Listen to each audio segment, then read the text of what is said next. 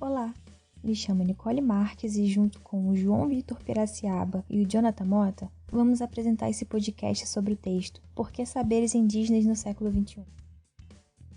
Então, a gente vai dar início a esse podcast falando um pouco sobre quem é o autor do texto. Quem escreveu esse texto foi um sul-africano chamado Morgan Ovlu. Ele é professor da Universidade de South Africa. Ele atua na área de ciências sociais e também é um dos membros fundadores do Africa Decolonial Research Network. Ele também possui várias formações na área de ciências humanas, incluindo turismo, políticas públicas, ciências sociais, outros campos de interesse também que envolvem cultura, identidade, colonialidade, meio ambiente, desenvolvimento, entre outros. Ele possui alguns livros com títulos em inglês e a principal obra dele, traduzindo para o português, se chama Realizando Espetáculos Indígenas de Cultura e Identidade na Colonialidade. Ele é um importante escritor para a literatura contemporânea e entre os assuntos que ele comenta é a decolonialidade. Como podemos perceber que ao longo do artigo o autor passa uma visão decolonial, colocando o principal fato da ideia de saberes indígenas que retrata a compreensão mais profunda da modernidade ocidentalista e seu lado mais escuro, que representa a colonialidade. Essa ideia de saberes indígenas precisa ser retratada a partir da situação na atualidade, que por muitas das vezes retratada como uma fantasia e também pelos conceitos indígenas que são muitas vezes sequestrados e distorcidos por aqueles que estão no alto da cadeia sistema-mundo hierarquicamente ordenada.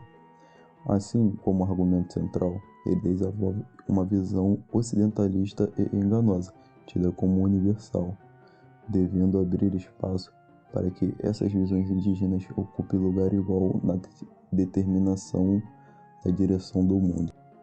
Primeiramente, o autor estuda a forma que o sistema mundial moderno trabalha, observando as populações oprimidas e as não oprimidas, tirando de suas observações sociais os argumentos para duas ideias. Desse ponto, com base nos fatos, pode-se observar que realmente ainda existe, de uma forma indireta, um imperialismo europeu, que no caso se alastra com mais intensidade nas antigas colônias europeias, onde somente o modo de vida, com base nos fundamentos sociais ocidentais, é bem visto pela sociedade. Dessa maneira, marginalizando as outras formas de pensamento, como as indígenas e africanas, que foram as mais subjugadas pelo imperialismo europeu. Entre as diversas formas de pensamento epistêmico europeu, um deles se materializa de uma forma arquitetônica, que por vários séculos tirou a história do mundo para enaltecer a imaginação europeia de mundo totalmente focado na universalidade ocidental, além de também demonstrar, por meio da arquitetura, a conquista e subjugação de uma parte do mundo dominada.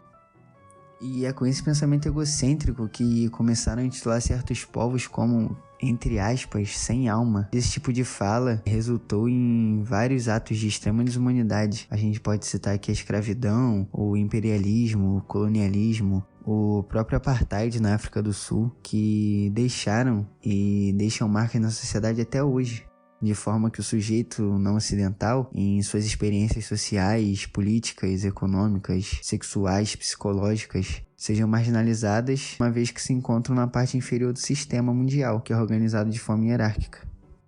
O autor também identifica que o domínio da civilização ocidental é novo e temporal, fadado a terminar por causar mais problemas do que consegue resolver. A partir dessa constatação e toda a crítica ao sistema de colonialidade, acredita que a ideia dos saberes indígenas deve ser resgatada com o intuito de pôr à prova que o pensamento de outros povos não ocidentais é válido, reconhecido e não está abaixo do ocidental, que por muitos anos o oprimiu, e transmitir a ideia de que esses pensamentos, como os saberes indígenas, podem ajudar na resolução de problemas que, visto de uma perspectiva ocidental, não poderiam ser resolvidos. Vemos que o conteúdo desse texto se relaciona com outros autores e ideias, assim já discutido ao longo do curso da disciplina de Introdução à História, que também propõe uma crítica que deve ser estendida à visão histórica, tendo assim suas bases no mesmo cientifismo ocidental da história, que é criticada ao longo por ignorar os saberes indígenas e que se considera detentora das verdades universais. Por exemplo, no artigo da John Scott, a gente pode encontrar uma proposta em prol de reavaliar o ponto de partida da visão atual para abarcar outras vivências. Já no do Fernando Nicolazzi, temos culturas de passado como uma forma de buscar por ecologia de saberes, Os dois textos conversam muito tratando do eurocentrismo, descolonização e desmarginalização do pensamento não ocidental. E também na entrevista da Patrícia Marcos, a gente vê a questão das estátuas, os monumentos, nomes de rua, mostra como a visão ocidental do colonialismo é perpetuada fora da vista nos países colonizados. Isso é uma evidência de colonialidade.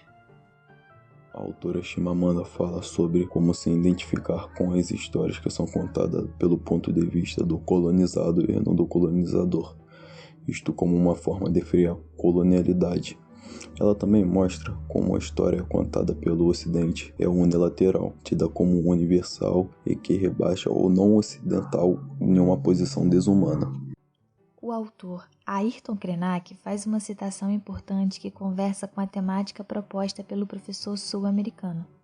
Só quando conseguirmos reconhecer essa diferença, não como defeito nem como oposição, mas como diferença da natureza própria de cada cultura e de cada povo, só assim poderemos avançar um pouco nosso reconhecimento do outro e estabelecer uma convivência mais verdadeira entre nós.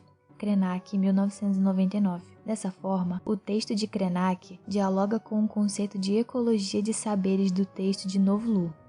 Uma realidade ideal teria um intercâmbio cultural onde todas as visões estariam em pé de igualdade e de onde poderiam buscar os conceitos para nos ajudar a viver melhor e evoluir como sociedade. E partindo do ponto que somos historiadores, o texto parece desvelar uma questão muito importante, que a história deveria servir a todos e a todas. Enquanto ela for produzida e reproduzida a partir de uma visão ocidental única, que pressupõe ser universal, essa história não vai atingir as vivências não ocidentais da forma como deveria, perpetuando então diálogos de colonialidade que desumanizam e segregam os povos não ocidentais e o que eles produzem. Assim, para finalizarmos, seria bem interessante que buscássemos uma história dentro do que Novlu chama de ecologia de saberes, ou até das culturas do passado de Nicolás, onde podemos encontrar variedade entre essas visões das mais diversas culturas e extrair delas aquilo que nos serve como sociedade, engrandecendo mais nossa ciência.